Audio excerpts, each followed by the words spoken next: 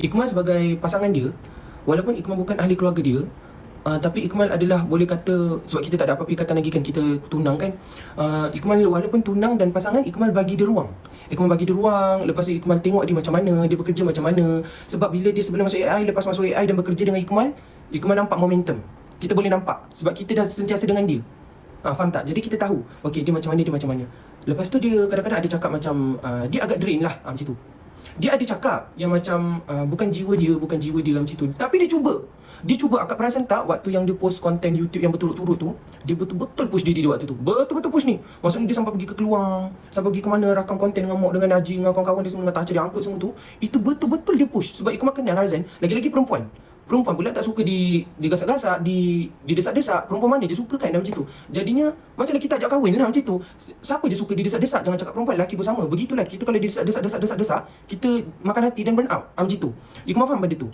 Jadinya dia cuba lagi. Dia cuba jaga banyak hati macam tu. Hati yang perlu dijaga tu banyak lah, sebab dia tahu orang sayang dia pun ramai macam tu. Ikmal kadang-kadang ada juga cakap dengan dia macam tu, ramai ni akak-akak Jerung ni, akak-akak apa Cindy, apa benda semua yang sentiasa support dia dekat sana kan. Itulah antara yang menjadi kekuatan pada dia untuk Harzan kan. Jadinya untuk Ikmal, bila dia dah release ni, ada sebab yang kita simpan je lah kan. Tapi dia memang release tu for good lah untuk diri dia. Macam tu. Dia release untuk diri dia, lepas tu untuk kemaslahatan bersama, untuk kesihatan diri dia juga. Macam tu. Sebab Harzan ni dia ada banyak job luar. Bukan nak kata talent-talent lain tak ada job luar, bukan. Tapi Abi Alif sendiri faham dia. Kan? Macam tu. Abi Alif sendiri faham dia, di mana macam dia dekat job luar lagi banyak komitmen. Dia lagi kena committed dekat luar daripada dia di AI kan. Begitu. Lepas tu dia pun nak tarik nafas kejap. Sebab kalau tengok, untuk Ikmal lah, Ikmal sendiri tengok kan, daripada dia AI sementara sampai sekarang, non-stop. Dia punya momentum tu, dia kena kekalkan momentum dia. Sebab tu kadang Ikmal suggestkan dia untuk dia pergi bercuti kan. Sebab apa? Dia ada kawan-kawan dia. Mem ada kawan-kawan Mem, Ikmal ada kawan-kawan Ikmal. Dan sekarang ni dengan Harzan ni adalah dia ada satu ekosistem dia, di mana dia ada G, ada Mo, ada Tacha, lepas tu ada Tunang G, Jaha kan.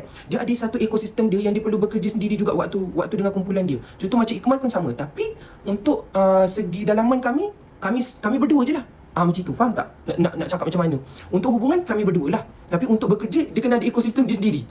Sebab apa yang dekat rumah dia, Aji, ada Mo, ada Tacha, macam tu, yang jaga dia. Begitu juga nanti diorang pun mestilah nak kena detox.